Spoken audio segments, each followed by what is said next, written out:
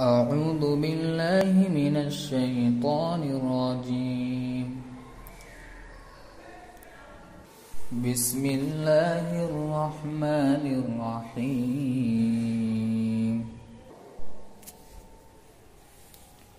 القارعة ما القارعة وما أدراك ما القارعة يوم يكون الناس كالفراش المبثوث وتكون الجبال كالعهن المنفوش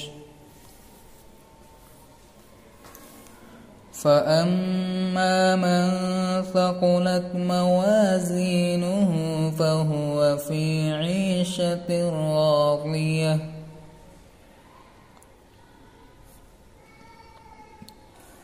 وأما من خفت موازينه فأمه هاوية وما أدراك ما هي نار حامية